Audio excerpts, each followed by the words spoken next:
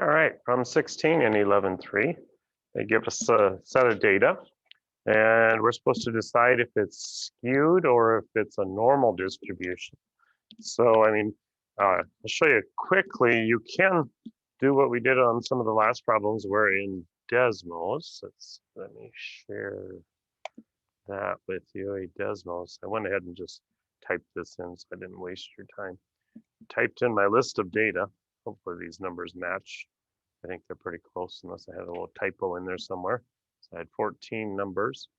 If I find the mean of them, I could find the standard deviation of them. And then you can use this dot plot. That's what you see over here, where it's already plotted them. It feels to me like if my mean, remember when you're doing a dot plot, you usually have your mean in here. If it's over here at 43, looks like that could be a slightly higher number of points. Let's see, if this is 40, this would be 50 right here, right? So this would be 45. So my mean is here. It feels to me like there's a slightly higher number of points on the right. So it could be skewed right. If that's true, then I would want to know my median. So let's see if we can find my median of my L1. So it says that's at 46. So if I went over here to 46, that median looks like it might be more representative of the center of my data. So this feels like it could be a skewed data just by analyzing those numbers from Desmos. But let's just go back there and let's do it by hand and see what it looks like if we actually plot those points out on a dot plot. All right, so my minimum I see is a 12, so I'll put a 10 down here. And then my highest number in the list looks like it's up around 70. So if I go 10, 20, 30, 40, 50, 60, and 70. And I'll just put an X kind of in the spots where each one goes.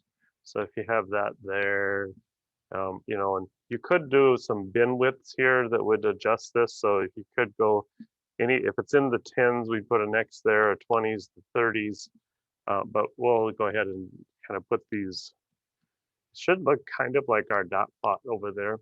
So I've got my 29, my 12, my 23, my 34, a 58, a 39, 46, 63, 47, 32, 50, 58, someplace that was this one, well, that was another 58, so I'll double that up, and that's 69, and then a 46 someplace in here. So, and then again, when I looked at that, what did we say? My median was 46. So if we do the 46 for the median right in here, remember if it's skewed, you're going to want to use your median for the middle. And if it's not skewed, so if you have a normal distribution, then you're going to want to use your mean, and our mean was 43. So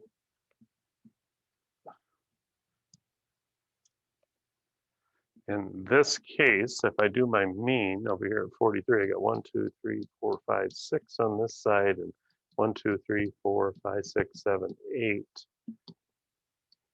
And if I use that median, I've got 1, 2, 3, 4, 5, 6 on one side and 8 on the other. So for this one, boy, it almost feels like it's 50-50.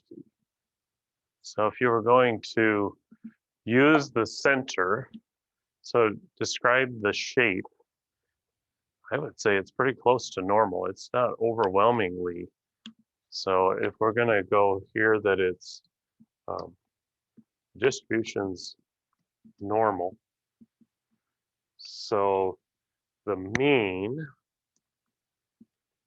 if you're using a normal distribution, remember you're going to go with mean. If it's skewed, you're going to use your median because it's more representative of the center. The other thing we could look at here is if you go from this 40 down to 10, there's a spread of 30 there, and 40 up to the 70, that's a 30 there as well. So it's kind of an even length on each side. So my normal distribution and my mean, which again, when we did that just over, we got 43.2857, 43.2857, nearest tenth, so I would just leave that as a 3. And then the, oh, I got that backwards. This is where I want my mean with the 43.3.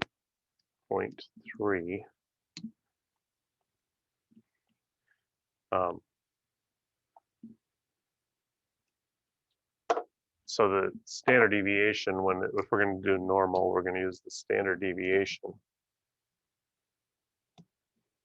And then when we did that in Desmos, the standard deviation was 15.54. So 15.5. And that's it for problem 16.